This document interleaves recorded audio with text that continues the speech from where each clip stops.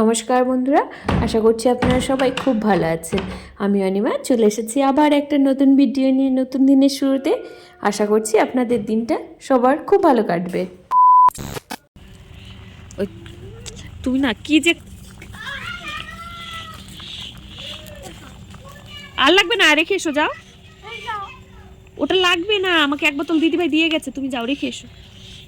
ঠিক আছে, যাও। আর নান্না লাগবে না তো আমার।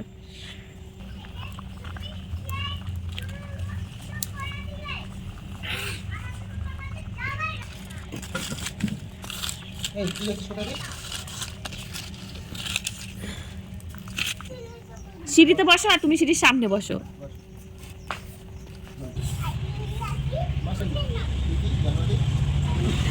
আর বাংলা মাস কোনগুলো বলো তো?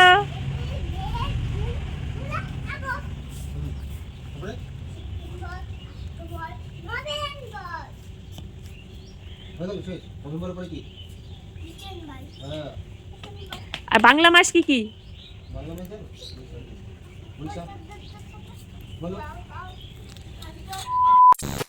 আগে আমাদের বাড়িতে এমন ছিল, মানে কেউ লোকজন থাকে কি না সেটা কেউ বুঝতে পারতো না। সেটা বুঝতে হলে মানে আমাদের বাড়িতে ঢুকতে হবে যে বাড়িতে আদৌ মানুষজন থাকে কি না, এতটাই চুপচাপ। আর তুমি ওদিকে যাও।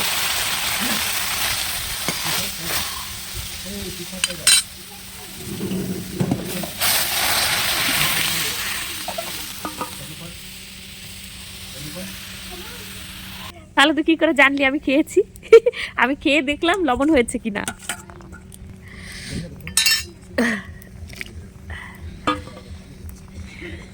বেঁধে রাখলো রে বাবা। ডালটা হয়ে গেছে।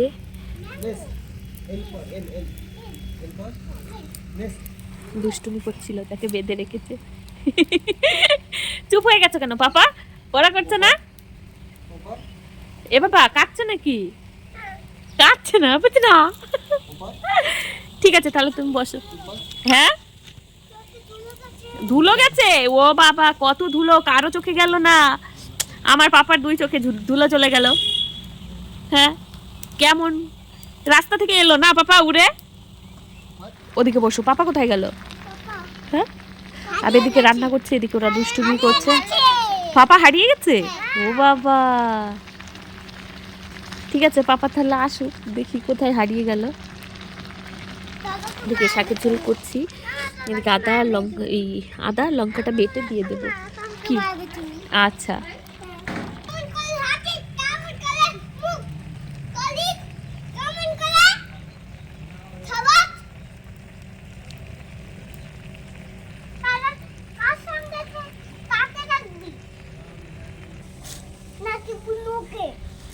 দুজন ঝগড়া করছে।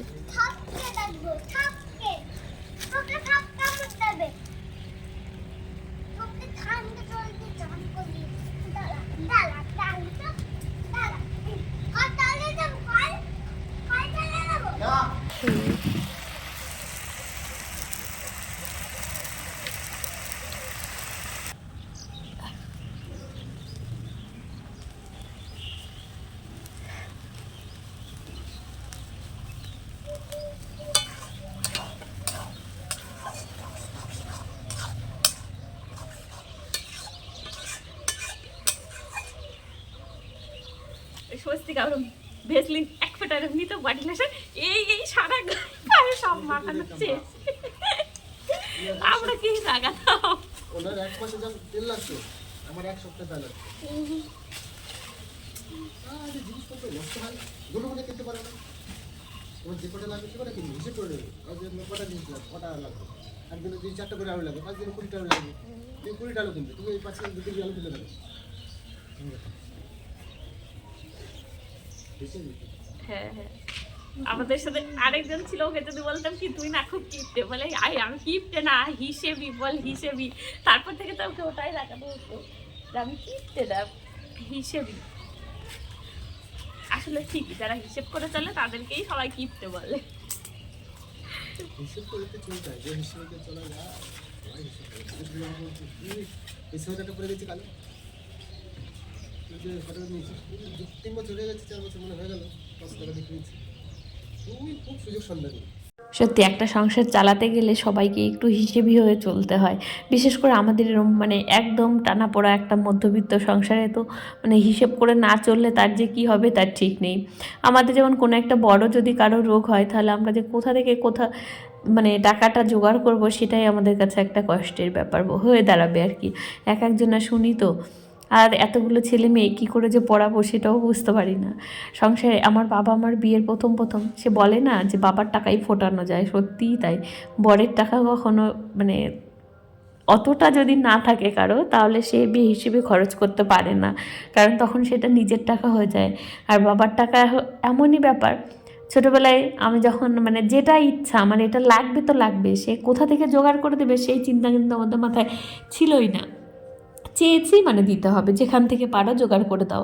আর বাবা মাই কিন্তু একমাত্র সেটা জোগাড় করে দেয়, অন্য কেউ দেবে না। আর নিজে ইনকাম করতে পারলে সেটা অন্যরকম, তখন সেটা খরচ করাই যায়। কিন্তু আমরা তো মানে একদমই কি বলবো, একদম সাধারণ ঘরের বউ, নিজে তো ইনকাম এক পয়সাও করি না, তাহলে অন্যের ওপরেই ডিপেন্ড হয়ে থাকতে হয় আমাদেরকে। তো তার কাছ থেকে যখন বেহিসেবি টাকাটা নেব সেটা চাইতেও কিন্তু আমাদের লজ্জা লাগে। তো এর জন্য আমার বাবা তো আমার বিয়ের পর পর বলতো যে তুই মানে আমার বরের নাম করে বলতো যে ওর টাকাটা নষ্ট করিস না কিন্তু। আর এখন তো মনে হয় কি মানে নষ্ট করা তো দূরে থাক, আমি মনে হয় আমি মানে আমার বরের থেকে মনে হয় আমি বেশি হিসেব করে চলি, মানে বেশি কিপটে হয়ে গেছে এমন একটা ব্যাপার। আসলে বাস্তবটা বুঝতে শিখতে না মানে আমার মতো মেয়েদের একটু বেশিই সময় লাগে।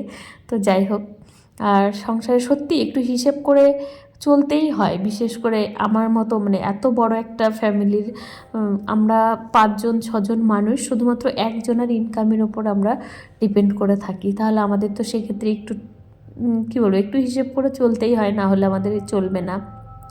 তো যাই হোক, অনেক কিছু বলে ফেললাম। আর এই যে পনির রান্না করছিলাম এটাই শেষ। প্রথমে ডাল রান্না করেছি, এদিকে বড় স্কুলে যাবে, আমার কোনো খেয়ালই নেই।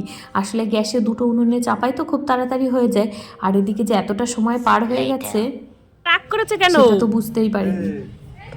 হ্যাঁ, ঝগড়া হয়ে গেছে নাকি বাবা ওদের সাথে? কি রে?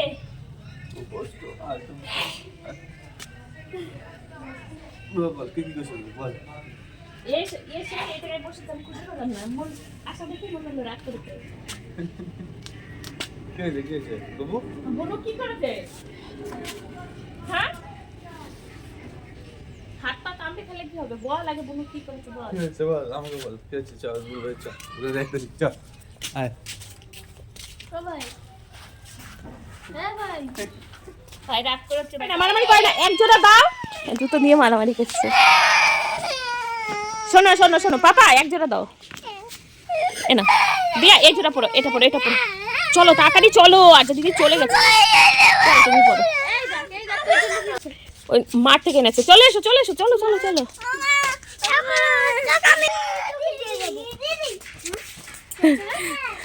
এই বুনুকে বলছি কি চপ পড়তে যাবি না, বুনু বলছে না আর যাবো না, আমার পড়া সব শিখে গেছি। সব পড়া শিখে গেছে আর যাবে না। এই দেখ দিদিকে দাও গিফট। এটা কে রে? ও নিপিনের মেয়েটা। এ কটকটি, উলে বাবালে কে রে? কেমন তাকিয়ে আছে দেখ।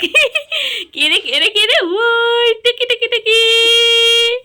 ঠিক চোখগুলো পুরো গুলির মতো কি রেছে। নে বস পাপা। কই নন্দী কোথায়? পড়তে গেছে, এখন আসবে। ও শালটা সব তাহলে একটু পরে এলেই হতো, চান করিয়ে নিয়ে আসতাম। ঠান্ডা না, আর আমাদের গিজার চলছে না তো, কারেন্ট নেই। তোদের আছে কারেন্ট? না, গান চলে গেছে। আমাদের নেই। চলে যাই বাড়ি, চলো। তো দিয়াকে দিয়ে এলাম পড়তে। আমার হাতে দিয়া নাচছে আমার সাথে। তো এই যে রাস্তায় কেউ ভ্যানে করে চাল নিয়ে যাচ্ছে, একজন খড় কাটছে, আর এই যে মাছওয়ালা দাঁড়িয়ে বলছিল বৌমা ভালো মাছ আছে নেবে। আমরা সমুদ্রের মাছ খাই না, ওসব মাছ নিতেই পারবো না। এবার মাম্মাম এসেছে, এই যে পিছনে সর্ষের জমিতে না প্রচুর ফুল হয়েছে, সর্ষে ফুল।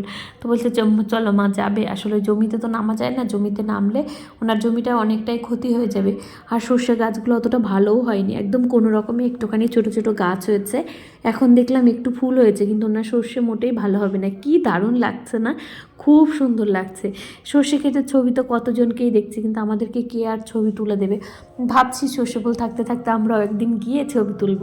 তো এই যে মাম্মামরা নেমেছিল, কিন্তু জমিতে ছবিগুলো তোলাই যাচ্ছে না, মানে রোদটা উল্টো দিক থেকে পড়ছে তো একদম পুরো অন্ধকার আসছে, পুরো মুখটুক একদম কালো হয়ে গেছে, বোঝা যাচ্ছে না কিছু। তো এবার চলে যাব বাড়িতে।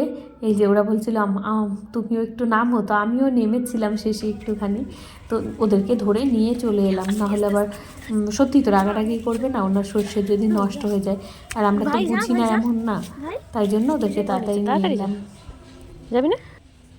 তাহলে কিন্তু বুনু খেয়ে নেবে, তাড়াতাড়ি যা। আমি বানাচ্ছি।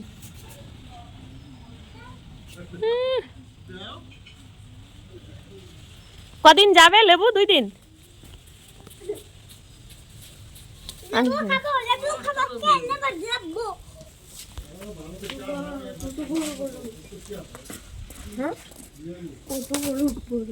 আমি ছেড়ে দিচ্ছি রে।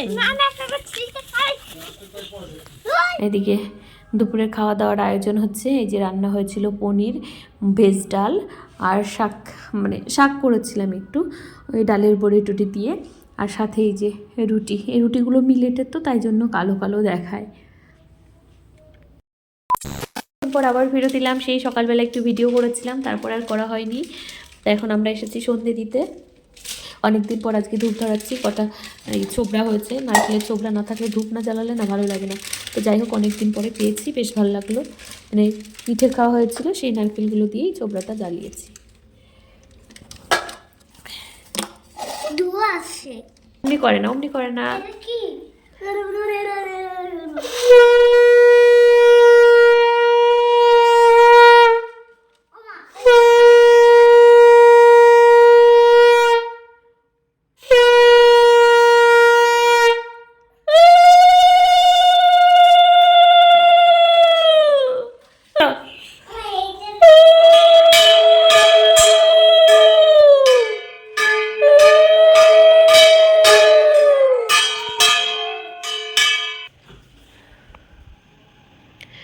ঠাকুর এদেরকে একটু বুদ্ধি দাও, দুটো আমার এত দুষ্টু।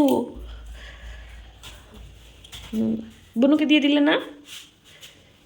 ঠিক আছে, তো ভিডিওটা এখানেই শেষ করছি। যদি ভালো লাগে একটা লাইক, একটা কমেন্ট করবেন। সবাই ভালো থাকবেন, সুস্থ থাকবেন। দেখা হবে পরের একটা নতুন ভিডিওতে। সবাই খুব ভালো থাকবেন।